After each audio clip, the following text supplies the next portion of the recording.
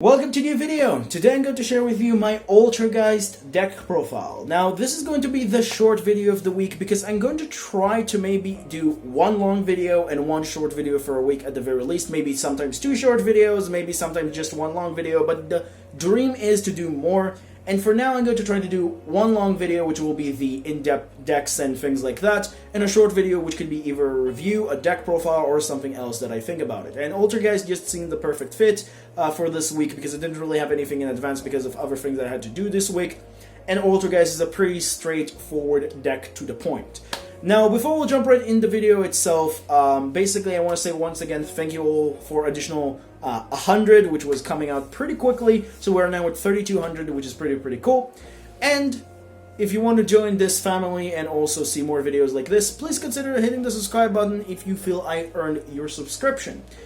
Give a like if you enjoyed the video. Let me know in the comments down below what you will change or what you put in your own Altergeist deck, because I know there are different variants depending on particular, what are called, pocket metas for each and every single one of us. But without further ado, let's jump right into the video itself. Alright, so starting things off with the list itself, before we actually jump into the list as a whole, I just want to say one thing, is that for the trap lineup, it's really depend on the meta and up to your personal preference in your own pocket meta. So if there are some trap choices that I run and you specifically don't like, just change them around depending on the meta that you're facing, because this is what works for me at the moment. But without further ado, let's jump right into the list itself.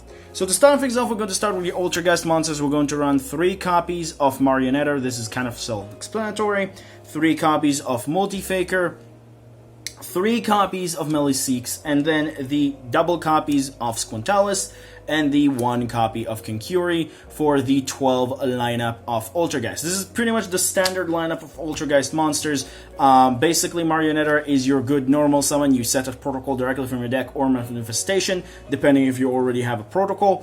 And then it's also give you the ability to send any Altergeist card you control to the graveyard and revive any Altergeist monster from your graveyard. So that's kind of cool.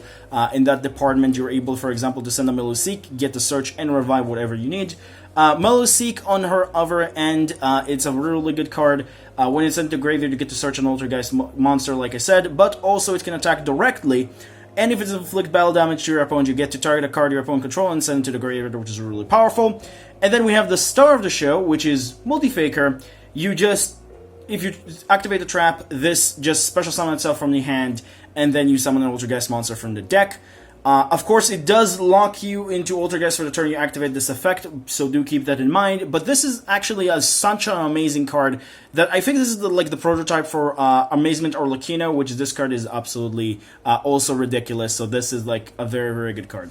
Then we have Squintalis, which is the card that you most of the time go to summon with Multi-Faker. This is the one that allows you to bounce one Altergeist and then, bounce a monster your opponent controls. So you summon these two, then you bounce this to your hand, and this bounce a monster your opponent controls. Also, if this sent to the graveyard, you get to recover an Altergeist trap, which is sometimes come up. Not a whole lot, but it's really important to remember. And then Kinkuri is your battle trap, or your other option. If you already have Squintalis, you just summon it with Multi-Faker, which is pretty good. But that does it for the Altergeist monsters. This is a pretty standard list of monsters, I think. 12 Altergeist is kind of what you run. Then for the hand traps, I ran 3 copies of Ash and 2 copies of Ghost Bell and Haunted Mansion. This is the lineup that I decided to go with. Some people might actually think like you don't need this and only need the 3 Ash, but for my pocket meta and what I'm dealing with, I felt like the 2 Ghost Bell is just really important. Having an additional interactive card rather than just having traps, it just felt really good, so these are working quite well for me. Again, they can be changed whatever you feel like it. But that does it for the main deck monsters. Now move on into the spells. Spells, we only have 4, which is 3 Pot of Extravagance and 1 Pot of Duality. I like the 3-1 pot ratio. If you want to, you can technically run Pot of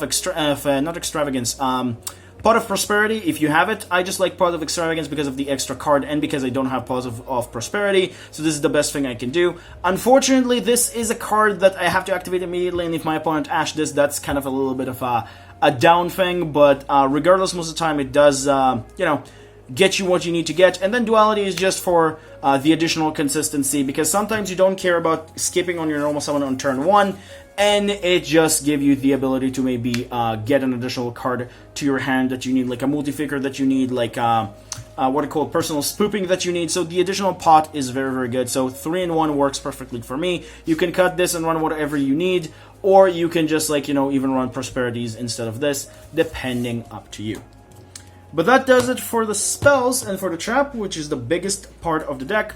3 copies of personal spooping, double copies of protocol, and 1 copy of manifestation. This is a pretty standard ratio. I think I don't really need to explain those. Personal spooping is absolutely ridiculous. Once per turn, you shuffle an other Altergeist card from your hand or field, and then you get to add an Altergeist monster from your deck to your hand, and it does trigger multi-figure. So most of the time, what will happen if I open up this and, well, Marionetter, I normal summon Marionetter, I set the personal spooping, and then sometimes if I don't have another Altergeist card, I just shuffle this directly to my deck, and then get a multi-faker, and still get the interaction with Protocol as well, which is very, very good. And Protocol is just preventing your opponent from, you know, negating the effects of your Altergeist. They cannot be negated. And, well, also the other thing that is also a monster negate, so that is also very, very powerful on this one. And manifestation is just a monster reborn.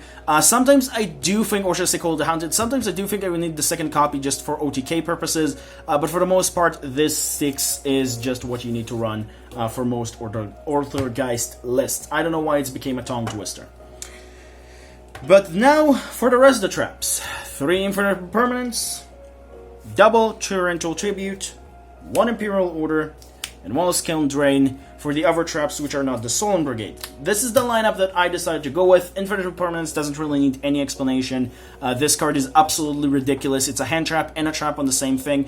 And one really, really cool about this is that you can technically trigger this during the opponent's turn and then summon a multi-figure from your hand, which then summons Quintalis, which then give you still the bounce that you need during the opponent's turn. So you have 2 interruptions if you choose to go second, or should I say, like, you know, your opponent forces you to go second, so you still have that, so that's kind of cool. Then you have Torrential Tribute, which is basically just a board wipe. Unfortunately, I didn't really find a way to squeeze in the third, because I felt like these 2 are just so important. Skill Drain is absolutely ridiculous in this deck, absolutely, if you have also Protocol up, because if you have Protocol up in this doesn't prevent you from activating your you know, Altergeist effects. Because what Protocol says is the following: the activation and effect of Altergeist cards activated on your field cannot be negated. That means that your activation effect of a Marionetter on summon to set a trap, activate. Your activation of, you know, Meluseek to basically attack your opponent and then send card to the graveyard, activate. But the effects that are, you know, doesn't activate, for example, in the Meluseek, is to attack directly.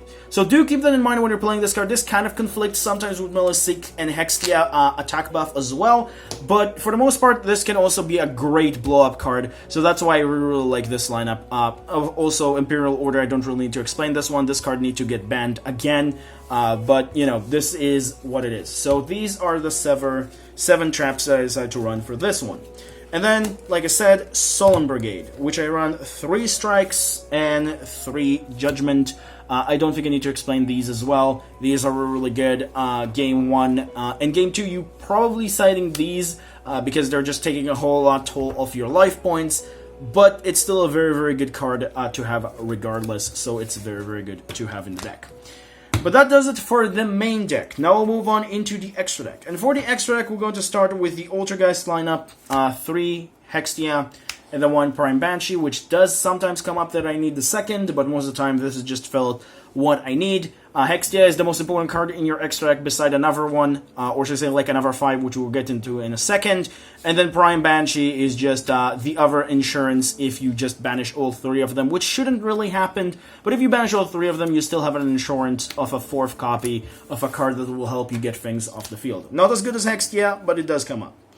And then for the Link Once, 3 Link Karibo, 1 All Mirage, and 1 Relinquish Anima. There was also the reason why I also wanted to run the 6th name, which will be Artemis, but I just didn't really find the room. 5 felt what I need to have regardless, like 5, like the chances of me banishing all 5 in an extravagance, 1 extravagance was pretty low, so I felt like third part of my extra deck was enough for my Meluseek plays, because the entire point of these is that you use Milliseek to link one of these off, and then you get the Milliseek search, which is really good. Relinquished Anima is also just good going second if you're able to, so you just relinquish Anima, take an opponent monster, which is very, very powerful. And nothing really much to explain about that, except from the fact that Linkaribo effect does come up a whole lot more in this deck because, this is Altergeist, and you do need to deal with battle damage sometimes. But now for the rest of the Link monsters: Phoenix, Unicorn, Selene, Ningirsu, Mech Knight, Evermax, and Borrelsword Dragon. These are the lineup of cards that I decided to go with. Unfortunately, I don't have an access code, and access code is just getting up in price really, really much, so I'm not going to go out of my way to spend like $200 for one access code. I have a feeling that it's going to get reprinted probably in the gold set because of the fact that we don't really have a really big card there that everybody wants, and I think access code is just going to make the cut there, but we'll have to wait and see. Maybe they're just going to milk it for next year. We don't know. But for now, this is still a very, very good lineup. Selene does come up sometimes, she's more of the late game card, because you cannot really use her turn 1 because you need 3 spell counters, and she depend on your opponent activating more spells, so it's really depending on the situation, but you get her, you activate her effect, you revive a monster, then you get another monster in your rest of the field, or summon this, or use one of the monsters, link into a link 1 of sort, and then summon the Evermax, which works perfectly in the deck. But that does it for the extra deck, and now we'll move on into the side deck. Side deck is up to personal preference. For me specifically, I run 3 copies of Droll and Lockbird, 3 copies of Nibiru, and then also 2 copies of the, Gadria. I don't remember how to pronounce his name. Gadrella, I guess, the name of the Mystery Dust Kaiju. I don't know why I tried to pronounce the name. I just should have said Mystery Dust Kaiju. I run this because of the Tri-Brigade matchup, and just to deal with things what his name, Dragoon, but also being able to deal with the barrier statue. So 2 seems enough. Sometimes I do think I need the 3rd, but 2 more than enough for most of the time. And then for the rest of the cards, 2 ways to deal with other back row decks. 3 Rivalry of the Warlords, because if I'm citing, Solemn Judgment, I'm just putting this instead. And then this to deal with Eldritch and other decks that I can just, take their monster and just, turn the entire deck off, which just felt very, very good. Now, of course, these can be changed, all of these cards, however you wish, but these are been working perfectly for me.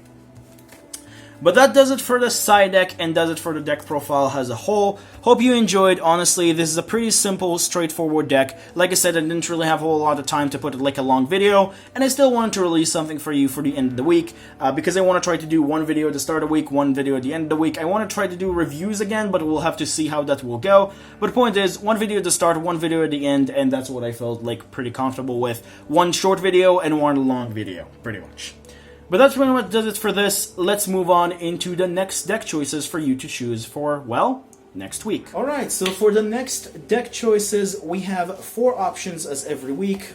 Basically the 3 returning options from last week, which are Abyss Actors, Toad, and Spirals. These are the 3 options that we have, or should I say Paleozoic. But you know what I mean. Paleozoic frogs is a thing.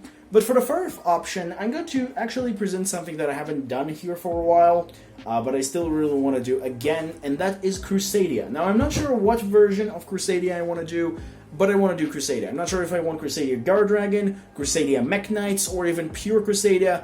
I guess we'll have to wait and see. So for now, this is what I'm going to present to you. Like I said again, Abyss Actors, Crusadia, Frogs, and the lovely Spirals. These are the 4 options for next week, so choose whatever you want to in the comments. Now, I'm going to say right now that I'm waiting for an order for new cards to do a lot of other deck profiles that I have in store for you. I have a lot of things that I kind of want to wait for. I'm waiting for the cards from Dawn of Destiny, or Dawn of Majesty, sorry.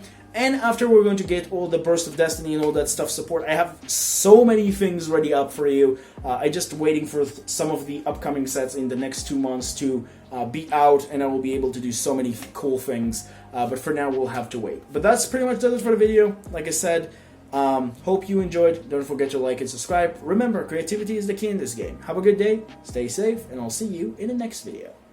Bye-bye.